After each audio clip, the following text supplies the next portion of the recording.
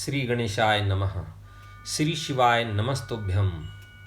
वायवीय संहिता। आज की जो कथा है वह षड्व शोधन की विधि,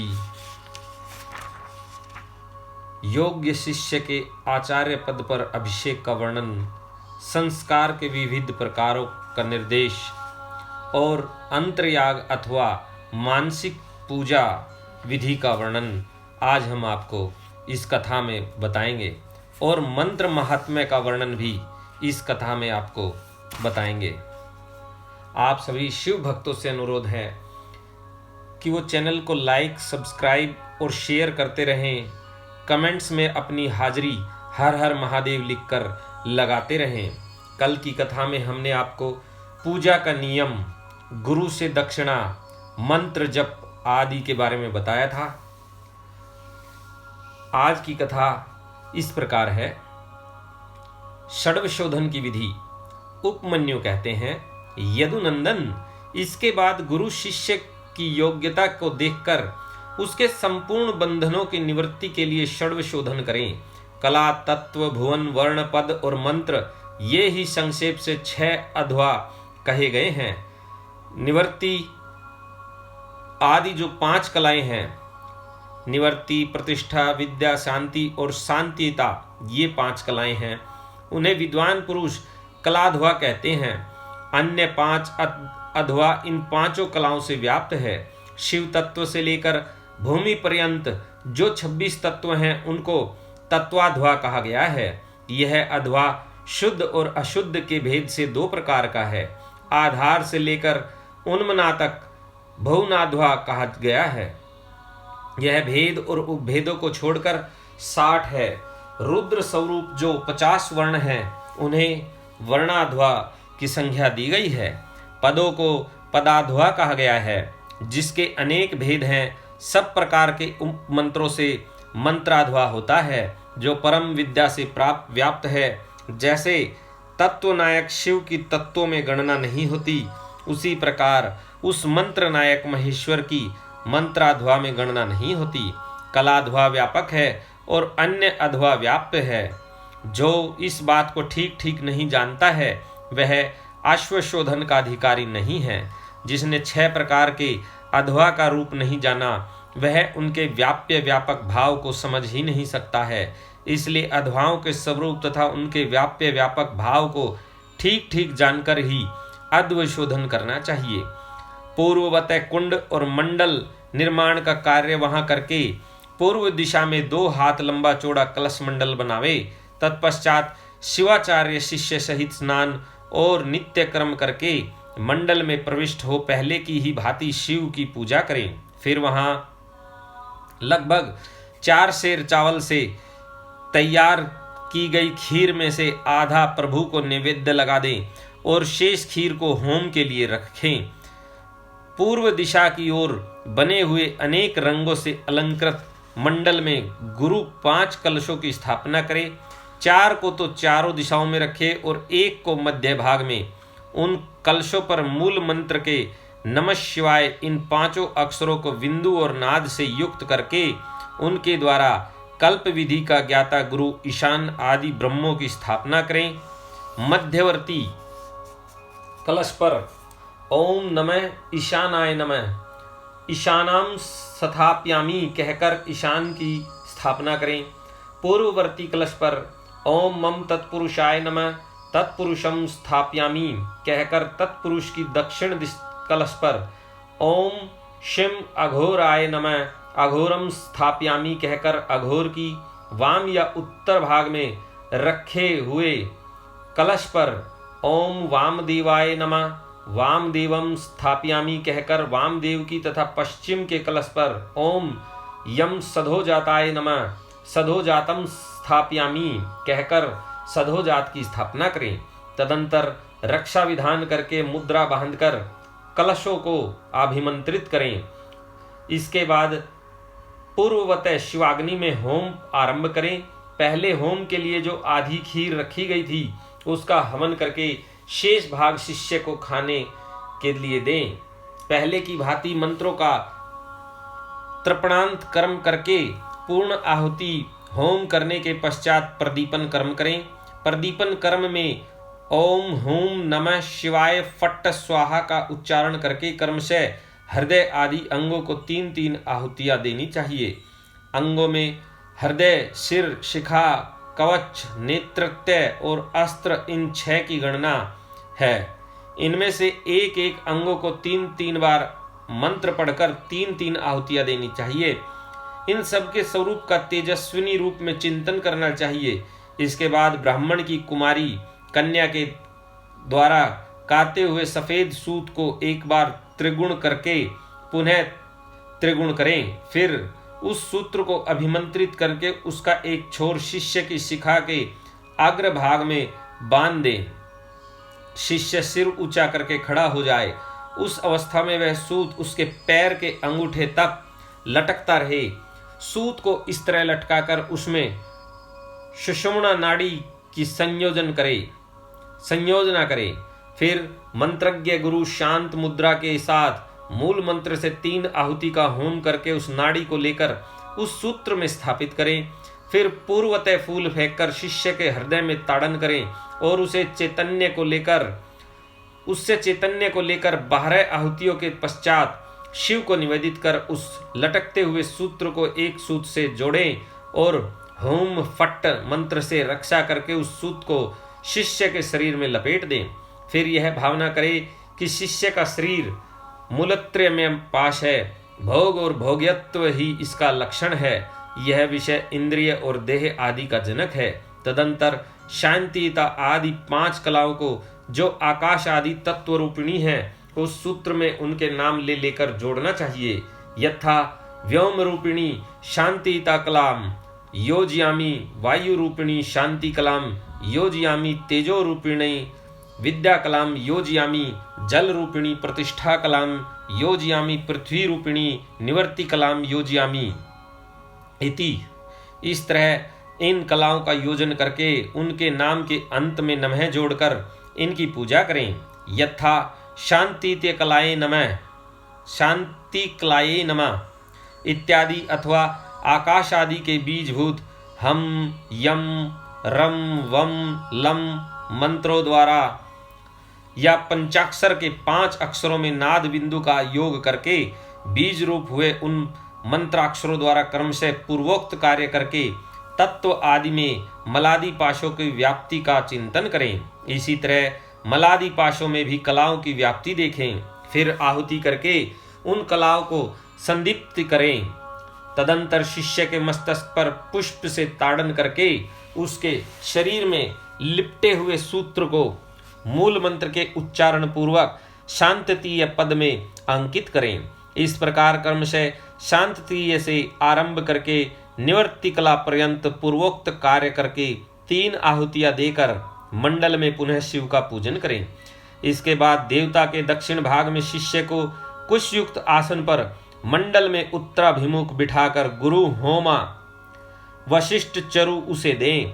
गुरु के दिए हुए उस चरु को शिष्य आदर पूर्वक ग्रहण करके शिव का नाम ले उसे खा जाए। फिर 2 बार आचमन करके शिव मंत्र का उच्चारण करें।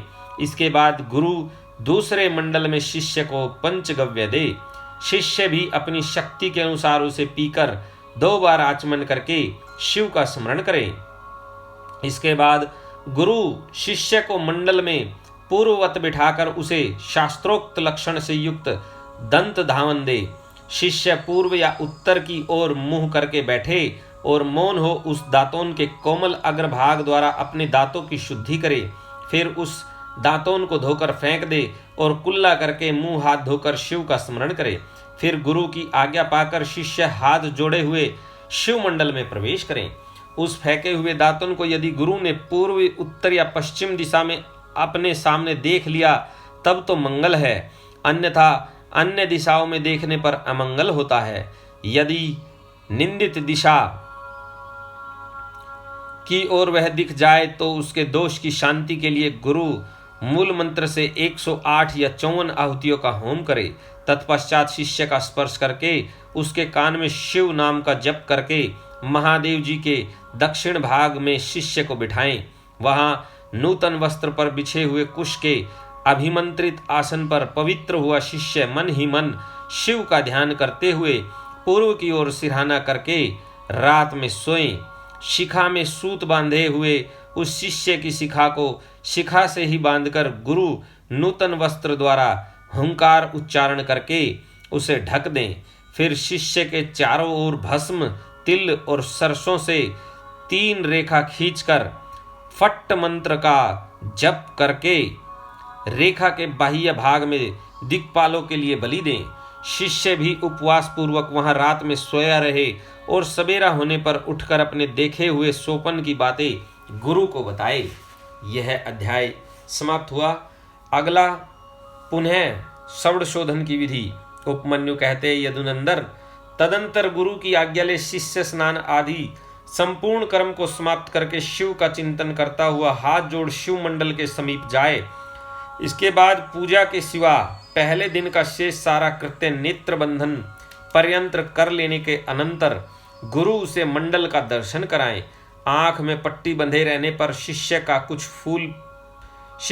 फूल बिखेरे, जहां भी फूल गिरे वही उसको उपदेश दे। फिर पूर्वतः उसे निर्माल्य मंडल में ले जाकर ईशान देव की पूजा कराए और शिवाग्नि में हवन करे। यदि शिष्य ने दुसोपन देखा हो तो उसके दोष की शांति के लिए 100 या 50 बार मूल मंत्र से अग्नि में आहुति दे। तदंतर शिखा में बंधे हुए सूत को पूर्वतः लटकाकर आधार शक्ति की पूजा से लेकर निवृत्ति कला संबंधी वागीश्वरी पूजन पर्यंत सब कार्य होम पूर्वक करें। इसके बाद निवृत्ति कला में व्यापक सती वागीश्वरी को प्रणाम करके मंडल में महादेव जी के पूजन पूर्वक 3 आहुतियां दें। शिष्य को एक ही समय संपूर्ण योनियों में प्राप्त कराने की भावना करें। फिर शिष्य के सूत्र में शरीर में ताड़न प्रोक्षण आदि करके उसके आत्म चैतन्य को लेकर द्वादशांत में निवेदन करें। फिर वहां से भी उसे लेकर आचार्य मूल मंत्र से शास्त्रोक्त मुद्रा द्वारा मानसिक भावना से एक ही साथ संपूर्ण योनियों में संयुक्त करें।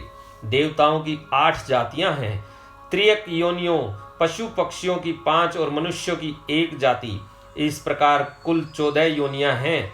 उन सब में शिष्य को एक साथ प्रवेश कराने के लिए गुरु मन ही मन भावना द्वारा शिष्य की आत्मा को यथोचित रीति से वाघीश्वरी के गर्भ में निविष्ट करें। वाघीश्वरी के गर्भ की सिद्धि के लिए महादेव जी का पूजन प्रणाम और उनके निमित्त हवन करके यह चिंतन करे कि यथार्थ स्वरूप से वह गर्भ सिद्ध हो गया। सिद्ध हुए गर्भ की उत्पत्ति, कर्मानुवर्ती सरलता, भोग प्राप्ति और प्रीति का चिंतन करे। तत्पश्चात उस जीव के उद्धार तथा जाति, आयु एवं भोग के संस्कारी की सिद्धि के लिए 3 आहुति का हवन करके श्रेष्ठ गुरु महादेव जी से प्रार्थना करें। भोक्तृ तत्व विषयक आसक्ति अथवा भोक्तृता और विषयासक्ति रूप मूल के निवारण पूर्वक शिष्य के शरीर का शोधन करके उसके त्रिविध पाश का उच्छेद कर डालें। कपट या माया से बंधे हुए शिष्य के पास का अत्यंत भेदन करके उसके चैतन्य को केवल स्वच्छ माने। फिर अग्नि में पूर्ण आहुति देकर ब्रह्मा का पूजन करें। ब्रह्मा के लिए 3 आहुति देकर उन्हें शिव की आज्ञा सुनाएं। पिता में तव्या नाश्य यातु शिवम परम पदम प्रतिबंधो विधाता तव्य सेवागेशा गरीयसी। पितामह, यह जीव शिव के परम पद को जानने वाला है, तुम्हें इसमें विघ्न नहीं डालना चाहिए। यह भगवान शिव की गुरुतर आज्ञा है। ब्रह्मा जी को शिव का यह आदेश सुनाकर उनकी विधिवत पूजा और विसर्जन करके महादेव जी की अर्चना करे और उनके लिए 3 आहुति दे। तत्पश्चात निवृत्ति द्वारा शुद्ध हुए शिष्य के आत्मा का पूर्ववत उद्धार करके अपनी आत्मा एवं सूत्र में स्थापित कर वागीश का पूजन करें। उनके लिए 3 आहुति दे और प्रणाम करके विसर्जन कर दें। तत्पश्चात निवृत्त पुरुष प्रतिष्ठा कला के साथ सानिध्य स्थापित करें। उस समय एक बार पूजा करके 3 आहुति दे और शिष्य के आत्मा के प्रतिष्ठा काल में प्रवेश की भावना करें। इसके बाद प्रतिष्ठा का आह्वान करके पूर्वोक्त संपूर्ण कार्य संपन्न करने के पश्चात उसमें व्यापक व्याघेश्वरी देवी का ध्यान करें। उनकी कांति पूर्ण चंद्रमंडल के समान है। ध्यान के पश्चात शेष कार्य पूर्ववत करें। तदंतर भगवान विष्णु को परमात्मा शिव की आज्ञा सुनाएं। फिर उनका भी विसर्जन आदि शेष कृत्य पूर्ण करके प्रतिष्ठा का विद्या से संयोग करें। उसमें भी पूर्ववत सब कार्य करें। साथ ही उसमें व्याप्त वागीश्वरी देवी का चिंतन पूजन तथा प्रज्वलित अग्नि में पूर्ण होमांत सब कर्मशय संपन्न करके पूर्ववत नील रुद्र का आह्वान एवं पूजन आदि करें। फिर पूर्वोक्त रीति से उन्हें भी शिव की आज्ञा सुना दें। तदंतर उनका भी विसर्जन करके शिष्य की दोष शांति के लिए विद्या कला को लेकर उसकी व्याप्ति का अवलोकन करें और उसमें व्यापिका वाघीश्वरी देवी का पूर्ववत ध्यान करें। उनकी आकृति प्रातःकाल के सूर्य की भांति अरुण रंग की है और वे दसों दिशाओं को उद्दासित कर रही हैं। इस प्रकार ध्यान करके शेष कार्य पूर्ववत करें। फिर महेश्वर देव का आह्वान पूजन और उनके उद्देश्य से हवन करके उन्हें मन ही मन शिव की पूर्वोक्त आज्ञा सुनाएं। तत्पश्चात महेश्वर का विसर्जन करके अन्य शांति कला को शांतितीय कला तक पहुंचाकर उसकी व्यापकता का अवलोकन करें। उसके स्वरूप में व्यापक वाघीश्वरी देवी का चिंतन करें। उनका स्वरूप आकाश मंडल के समान व्यापक है। इस प्रकार ध्यान करके पूर्णाहुति होम पर्यंत सारा कार्य पूर्ववत करें। शेष कार्य की पूर्ति करके सदा शिव की विधिवत पूजा करें और उन्हें भी अमित पराक्रमी शंभु की आज्ञा सुना दें। फिर वहां भी पूर्ववत शिष्य के मस्तक पर शिव की पूजा करके उन वाघीश्वर देव को प्रणाम करें और उनका विसर्जन कर दें। तदंतर शिव मंत्र से पूर्ववत शिष्य के मस्तक का प्रोक्षण करके यह चिंतन करें कि शांतितीय कला का चित्त शिव मंत्र में विलय हो गया। छहों अधवाओं से परे जो शिव की सर्वाध व्यापिनी पराशक्ति है वह करोड़ों सूर्यों के समान तेजस्विनी है। ऐसा उसके स्वरूप का ध्यान करें। फिर उस शक्ति के आगे शुद्ध स्फटिक के समान निर्मल हुए शिष्य को लेकर बिठा दें और आचार्य कैंची को धोकर शिव शास्त्र में बताई हुई पद्धति के अनुसार सूत्र सहित उसकी शिखा का छेदन करें। उस शिखा को पहले गोबर में रखकर फिर ओम नमः शिवाय वोष्ट का उच्चारण करके उसका शिवाग्नि में हवन कर दें। फिर कैंची धोकर रख दें और शिष्य की चेतना को उसके शरीर में लौटा दें।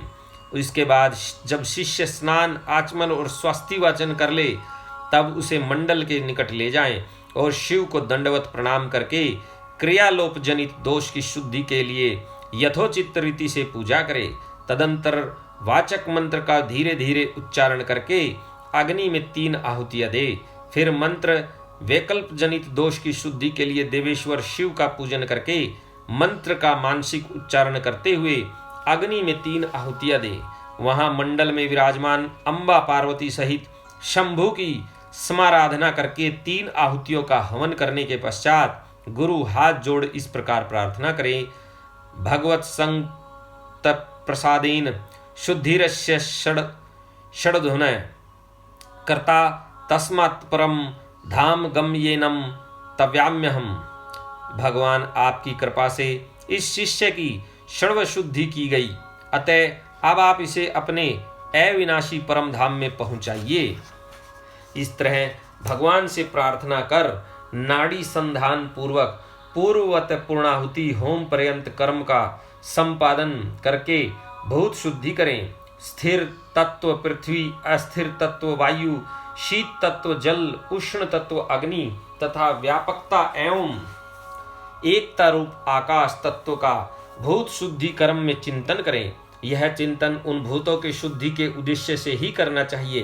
भूतों की ग्रंथियों का छेदन करके उनके अधिपतियों या अधिष्ठाता देवताओं सहित उनके त्याग पूर्वक स्थिति योग के द्वारा उन्हें परम शिव में नियोजित करें। इस प्रकार शिष्य के शरीर का शोधन करके भावना द्वारा उसे दग्ध करें। फिर उसकी राख को भावना द्वारा ही अमृत कणों से आप्लावित करें। तदंतर उसमें आत्मा की स्थापना करके उसके विशुद्ध अध्वमय शरीर का निर्माण करें। उसमें पहले संपूर्ण अध्वों में व्यापक शुद्ध शांतितीय कला का शिष्य के मस्तक पर न्यास करें। फिर शांति कला का मुख में विद्या कला का गले से लेकर नाभि पर्यंत भाग में, प्रतिष्ठा कला का उससे नीचे के अंगों में चिंतन करें। तदंतर अपने बीजों सहित सूत्र मंत्र का न्यास करके संपूर्ण अंगों सहित शिष्य को शिष्य स्वरूप समझें।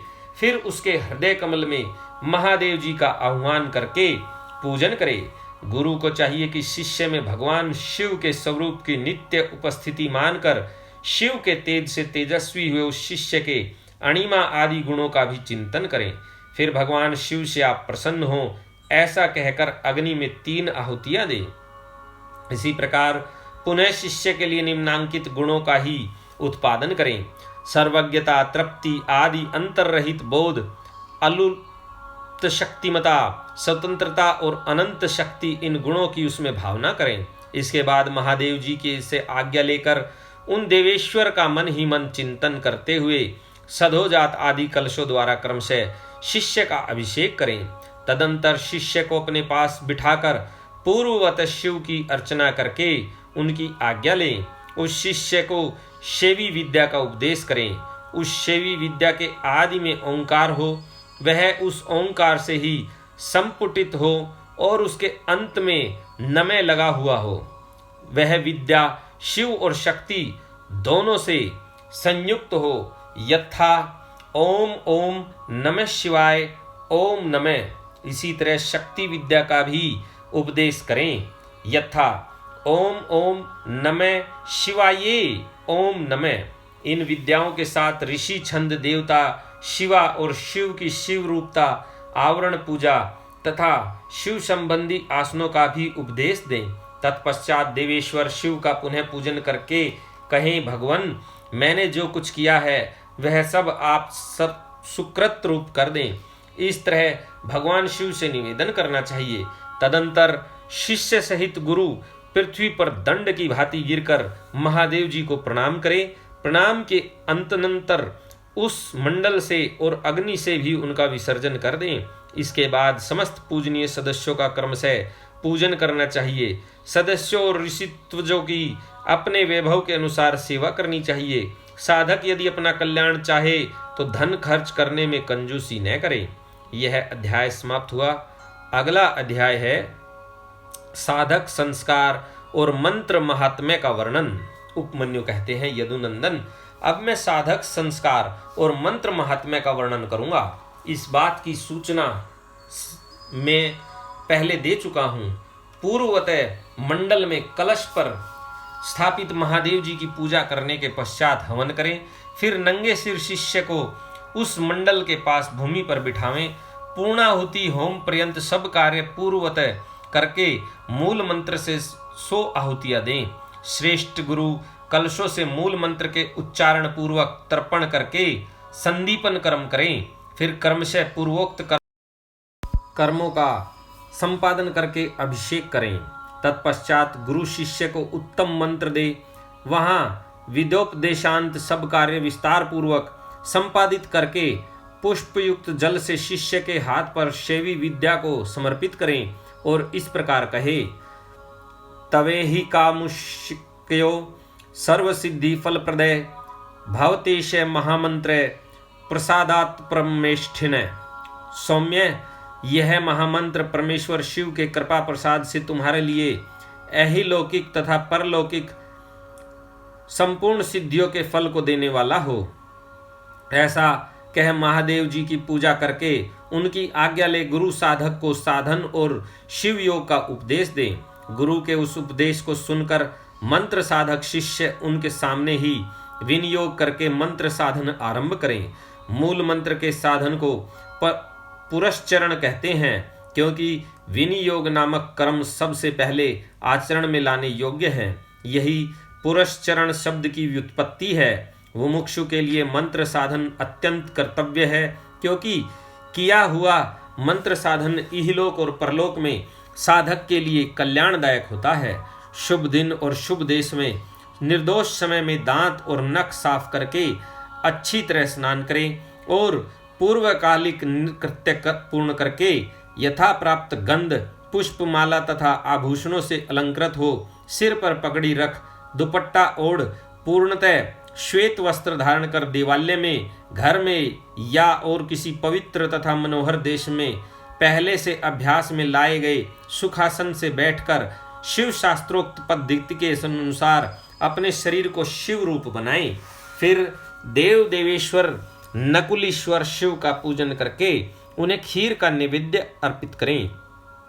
कर्मशः उनकी पूजा पूरी करके उन प्रभु को प्रणाम करें और उनके मुख से आज्ञा पाकर 1 करोड़, आधा करोड़ अथवा चौथाई करोड़ शिव मंत्र का जप करें अथवा 20 लाख या 10 लाख जप करें। उसके बाद से सदा खीर एवं क्षार नमक रहित अन्य पदार्थ का दिन रात में केवल 1 बार भोजन करें। अहिंसा, क्षमा, शम, मनोनिग्रह, दम, इंद्रिय संयम का पालन करता रहे। खीर न मिले तो फल मूल आदि का भोजन करे। भगवान शिव ने निम्नांकित भोज्य पदार्थों का विधान किया है जो उत्तरोत्तर श्रेष्ठ है। पहले तो चूरू भक्षण करने योग्य है, उसके बाद सत्तू के कण, जौ के आटे का हलवा, साग, दूध, दही, घी, मूल, फल और जल ये आहार के लिए विहित हैं। इन भक्ष्य भोज्य आदि पदार्थों को मूल मंत्र से अभिमंत्रित करके प्रतिदिन मौन भाव से भोजन करें। इस साधन में विशेष रूप से ऐसा करने का विधान है।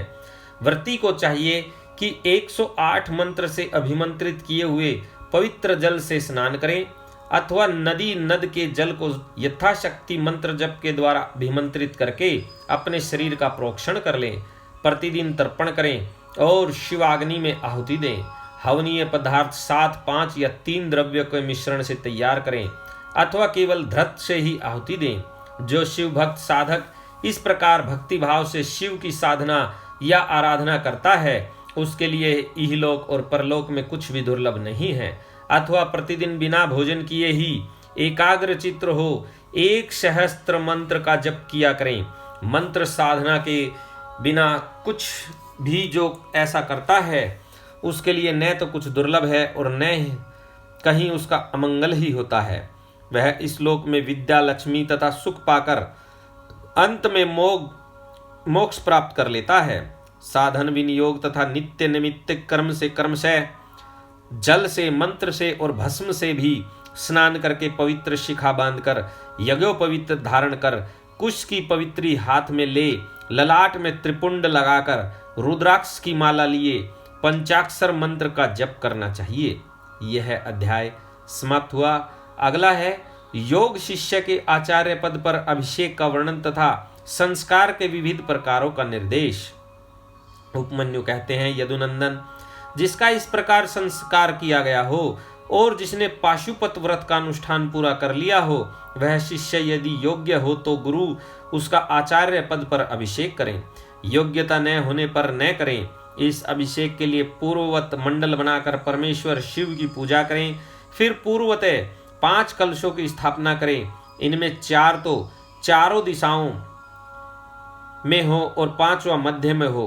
पूर्व वाले कलश पर निवृत्ति कला का, पश्चिम वाले कलश पर प्रतिष्ठा कला का, दक्षिण कलश पर विद्या कला का, उत्तर कलश पर शांति कला का और मध्यवर्ती कलश पर शांततीय कला का न्यास करके उनमें रक्षा आदि का विधान करके धेनु मुद्रा बांधकर कलशों को अभिमंत्रित करके पूर्वतः पूर्णाहुति पर्यंत होम करें।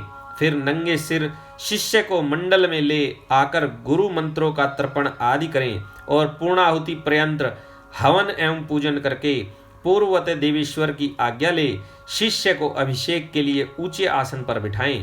पहले सकलीकरण की क्रिया करके पंचकला रूपी शिष्य के शरीर के में मंत्र का न्यास करें। फिर उस शिष्य को बांधकर शिव को सौंप दे।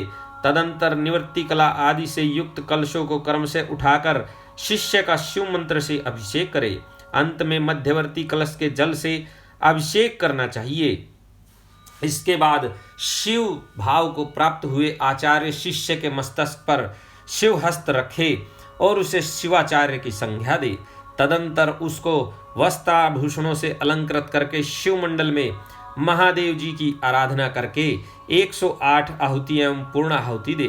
फिर देवेश्वर की पूजा एवं भूतल पर साष्टांग प्रणाम करके गुरु मस्तक पर हाथ जोड़ भगवान शिव से यह निवेदन करे, भगवत संवत्स प्रसादेन देशी कोयम मया कृते अनुग्रह तव्यादेव दिव्याज्ञास्मे प्रतिदयातम। भगवान, आपकी कृपा से मैंने इस योग्य शिष्य को आचार्य बना दिया है। देव, अब आप अनुग्रह करके इसे दिव्य आज्ञा प्रदान करें। इस प्रकार कहकर गुरु शिष्य के साथ पुनः शिव को प्रणाम करें और दिव्य शिव वस्त्र का शिव की ही भांति पूजन करें। इसके बाद शिव की आज्ञा लेकर आचार्य अपने उस शिष्य को अपने दोनों हाथों से शिव संबंधी ज्ञान की पुस्तक दें। वह उस शिवागम विद्या को मस्तक पर रखकर फिर उसे विद्यासन पर रखें और यथोचित रीति से प्रणाम कर उसकी पूजा करें। तदंतर गुरु से राजोचित चिन्ह प्रदान करें, क्योंकि आचार्य पदवी को प्राप्त हुआ पुरुष राज्य पाने के भी योग्य हैं। तत्पश्चात गुरु से पूर्वाचार्य द्वारा आचरित शिव शास्त्रोक्त आचार का अनुशासन करें, जिससे सब लोकों में समान होता है। आचार्य पदवी को प्राप्त हुआ पुरुष शिव शास्त्रोक्त लक्षणों के अनुसार यत्न पूर्वक शिष्यों की परीक्षा करके उनका संस्कार करने के अनंतर उन्हें शिव ज्ञान का उपदेश दें। इस प्रकार वह बिना किसी अभ्यास के सोच, क्षमा, दया, अस्पृहा, काम त्याग तथा अनसूया, ईर्ष्या त्याग आदि गुणों का यत्न पूर्वक अपने भीतर संग्रह करें। इस तरह उस शिष्य को आदेश देकर मंडल से शिव कलशों का तथा अग्नि आदि का विसर्जन करके वह सदस्यों का भी पूजन, दक्षिणा आदि से सत्कार करें, अथवा अपने गणों सहित गुरु एक साथ ही सब संस्कार करें। जहाँ 2 या 3 संस्कारों का प्रयोग करना हो वहाँ के लिए विधि का उपदेश किया जाता है। वहाँ आदि में ही अवशुद्धि प्रकरण में कहे अनुसार कलशों की स्थापना करें। अभिषेक के सिवा समयाचार दीक्षा के सब कर्म करके शिव का पूजन और अध्वशोधन करें। अध्वशुद्धि हो जाने पर फिर महादेव जी की पूजा करें। इसके बाद हवन और मंत्र तर्पण करके दीपन कर्म करें तथा महेश्वर की आज्ञा ले शिष्य के हाथ में मंत्र समर्पण पूर्वक शेष कार्य पूर्ण करें, अथवा संपूर्ण मंत्र संस्कार का कर्म से अनुचिंतन करके गुरु अभिषेक पर्यंत अध्वशुद्धि का कार्य संपन्न करें। गुरु पहले अपने दाहिने हाथ पर सुगंध द्रव्य द्वारा मंडल का निर्माण करें। तत्पश्चात वह उस पर विधि पूर्वक भगवान शिव की पूजा करे। इस प्रकार वह शिव हस्त हो जाता है। मैं स्वयं परम शिव हूँ, यह निश्चय करके श्री गुरुदेव असंदिग्ध चित्त से शिष्य के सिर का स्पर्श करते हैं। उस शिव हस्त के स्पर्श मात्र से शिष्य का शिव तत्व अभिव्यक्त हो जाता है। यह शिव हस्त का वर्णन है। वहाँ शांतिता आदि कलाओं के लिए जिस विधि का अनुष्ठान किया गया है वह सारा विधान 3 तत्वों की शुद्धि के लिए भी कर्तव्य है। शिव तत्व, विद्या तत्व और आत्म तत्व, ये 3 तत्व कहे गए हैं। शक्ति में पहले शिव का, फिर विद्या का और उसके बाद उसकी आत्मा का आविर्भाव हुआ है।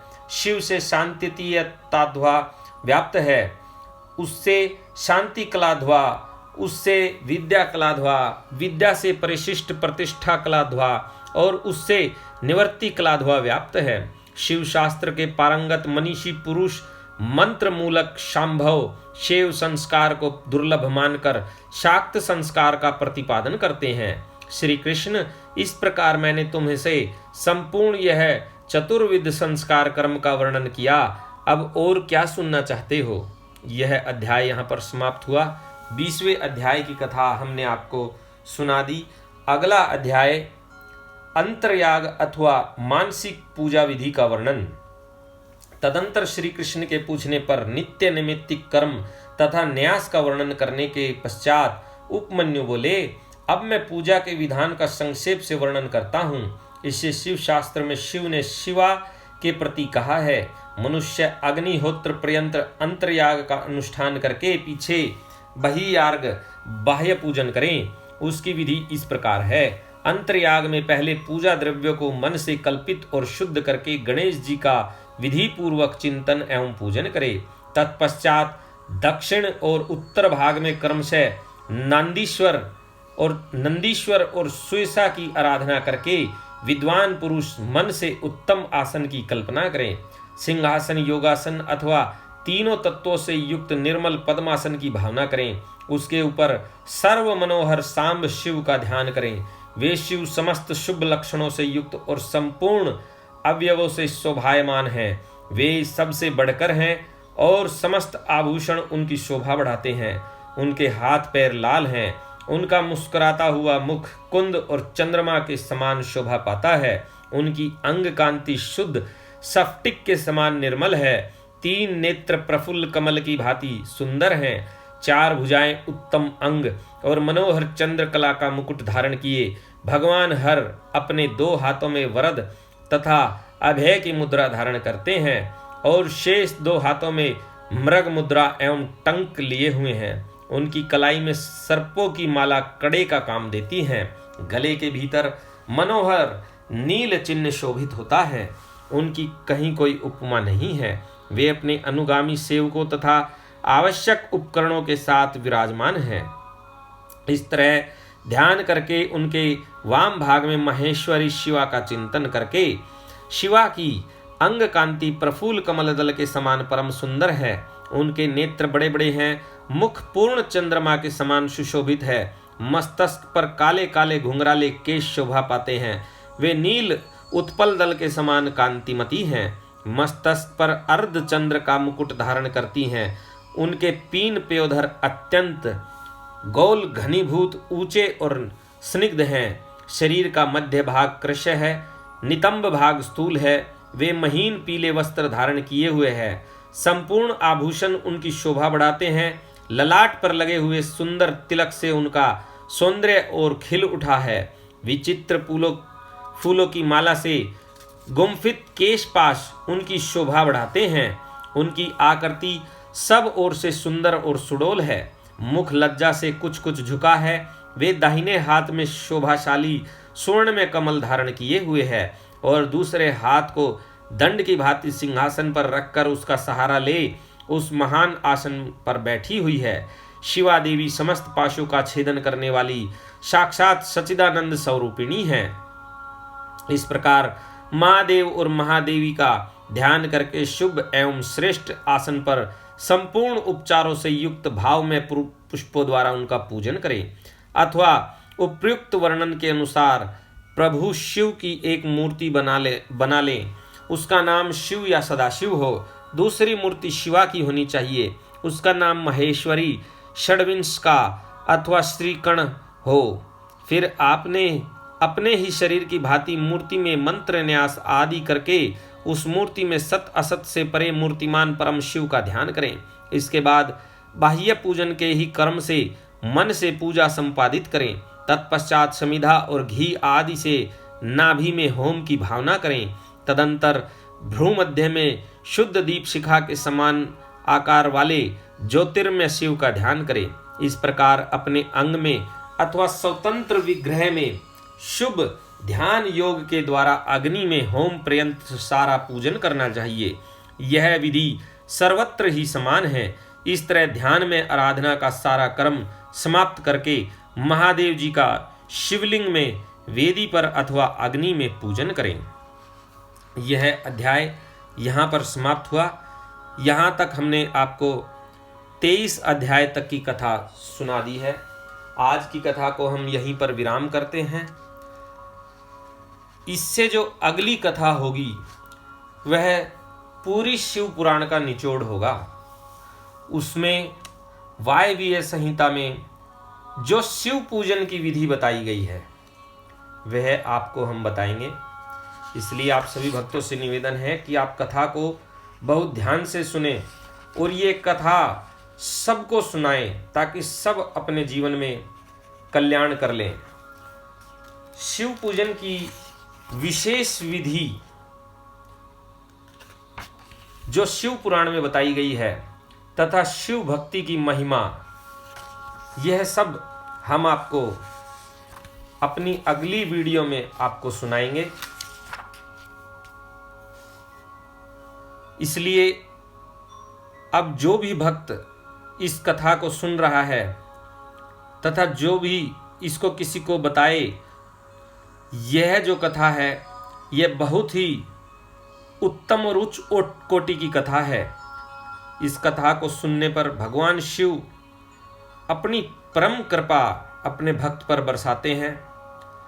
इसलिए सभी भक्तों से अनुरोध है कि वो इस कथा को सुने और औरों को भी सुनाएं। अगले अध्याय में शिव पूजन की विशेष विधि और महिमा आपको बताई जाएगी।